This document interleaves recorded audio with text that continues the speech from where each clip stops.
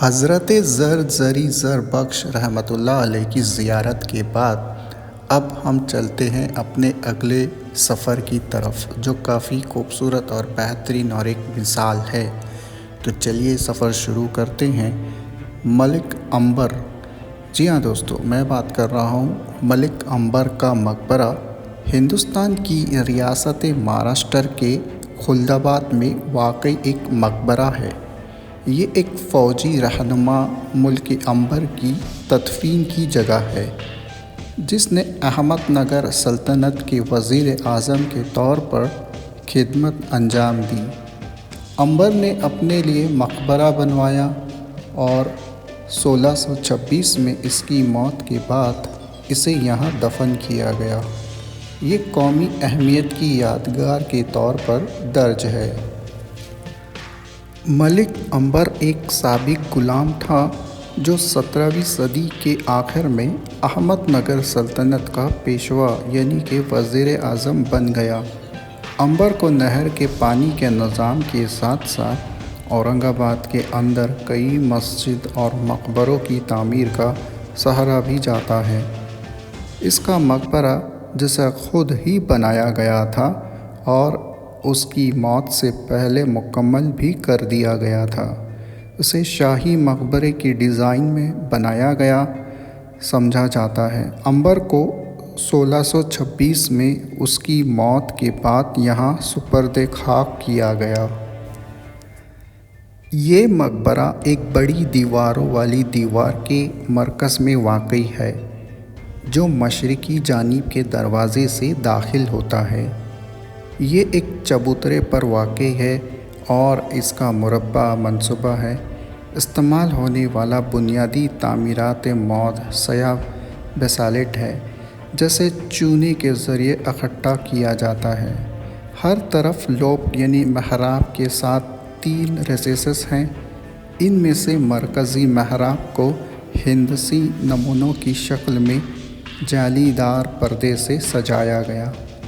جنوبی جانب مرکزی محراب مقبرے کے داخلی دروازے کی تشکیل کرتا ہے۔ اس کی بجائے مغربی جانب امدادی نقش و نگار سے مزین ہے۔ تینوں محرابوں کے اوپر چھوٹی اور ہلکی چھلنی والی محرابوں کی ایک لکیریں ہیں، جسے ایک چھاجانے لٹکا دیا ہے، جو عمارت کے لمبائی کے ساتھ ساتھ آرائش قوسین پر لٹکا ہوا ہے۔ عمارت کے چاروں کونوں کے اوپر گنبد والے پویلین فراہم کر گئے۔ یہ ایک مرکزی چپٹی گنبد کے ذریعے گھیرا ہوا ہے، جو کھدائی ہوئی پنکھڑی کے بینڈے سے اٹھتا ہے، اور ایک چھوٹا سا مقبرہ ایک کھنڈر حالت میں امبر کے مقبرے سے چند میٹر جنوب مغرب میں واقع ہے۔ یہ معلوم نہیں ہے کہ اس مقبرے کے اندر کوئی نوشتہ نہ ہونے کی وجہ سے کون دفن ہے، لیکن یہ امبر کے پوتے سے منسوب ہے۔ اسحاق 1548 میں پیدا ہوئے۔ ایک گرفتار ایتھوپیا کے چرواہے کو یمن میں غلام کے طور پر بیچا گیا، بغداد لے جایا گیا اور وہاں سے آج تک ہندوستان ملک امبر نے نہ صرف اپنے فوجی اکٹھا بلکہ اتفاق سے بادشاہوں کی جگہ لے لی۔ جب وہ ناراض ہو گئے، ایک قابل ذکر سچی کہانی جو تقریباً اتنی مشہور نہیں ہے جتنی کہ ہونی چاہیے۔ جس وقت اورومیہ قبیلہ آج ایتھوپیا میں پہنچا، حبشی سلطنت نے اس علاقے پر 2.5 سال تک حکومت کی۔ صدیوں سلطنت نے شمال مشرقی افریقہ کے وسیع حصوں پر حکومت کی، پڑوسیوں کے ساتھ تجارت کی اور قبائل کو محکوم بنایا۔ اورومو چراہوں کا ایک پرامن گروہ زمین کے مقامی نہیں تھے اور سلطنت کے جنگ زدہ علاقوں سے آئے تھے۔ انہوں نے نئے سرزمین کے 2 غالب مذاہب میں سے کسی ایک کا اشتراک نہیں کیا جس میں انہوں نے ہجرت کی۔ اسلام اور سلیمانی عیسائیت ان کے عقائد قدیم اور دشمن ہیں۔ 1548 میں لڑکا چاپو پیدا ہوا۔ اکاؤنٹس مختلف ہوتے ہیں، کچھ اس بات پر زور دیتے ہیں کہ اسے ایک غلام کے طور پر لیا گیا تھا، عام چھاپے، جبکہ دوسرے کا کہنا ہے کہ اس کے اپنے والدین نے اسے بیچ دیا ہے۔ بہرحال اسے لے جا کر غلام بنا لیا گیا۔ اسے وسطی ایتھوپیا کے پہاڑی علاقوں سے لے جایا گیا اور 20 ڈکیٹس کے لیے بحری جہاز کے ذریعے یمن کی بندرگاہ موچا پہنچا گیا۔ ایک دلال کو موچا کی بندرگاہ حبشی سلطنت کا مشترکہ تجارت شراکت دار تھا اور وہاں کی بندرگاہ اچھی تھی، جیسے ہاتھی کے دانت، کستوری اور غلاموں سے بھرے ہوئے۔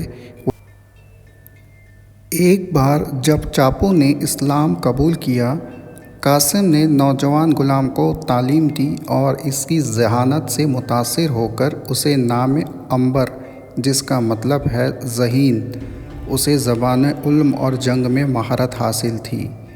قاسم جانتا تھا کہ عنبر ایک تعلیم یافتہ غلام کے طور پر بہت زیادہ قابل ہوگا اور اس لیے اس نے کئی سال اس کی ترقی میں گزارے۔ نوجوان عنبر ایک بار جب وہ تیار ہو گیا، قاسم عنبر کو کشتی کے ذریعے احمد نگر سلطنت لے گیا، جو ایک نسبتاً خوشحال ریاست تھا۔ ہندوستان کی سطح مرتفع دکن میں اسے وہاں فروخت کرنے کے لیے اسے چنگیز کو بیچ دیا گیا، جو خود ایک سابق غلام اور اب احمد نگر کے حکمران بابر کے شاہی دربار میں وزیر ہے۔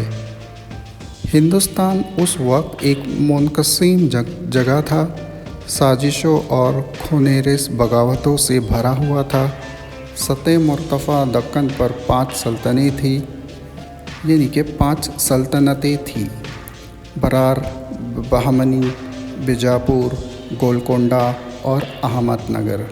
شمال کی طرف ایک تیزی سے جارحانہ مغل سلطنت تھی، مسلسل جنوب کی زمینوں پر قبضہ کرنا، غلاموں کو لینا اور مقامی آبادیوں کو زیر زبر کرنا۔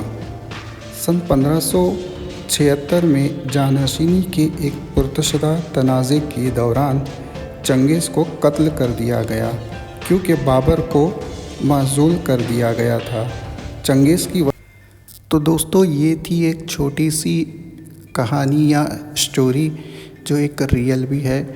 تو جتنا مجھے پتا تھا میں نے آپ کے لوگوں کے ساتھ شیئر کیا۔ امید کرتا ہوں کہ آپ کو ویڈیو اور ساری چیزیں پسند ضرور آئی ہوں گی۔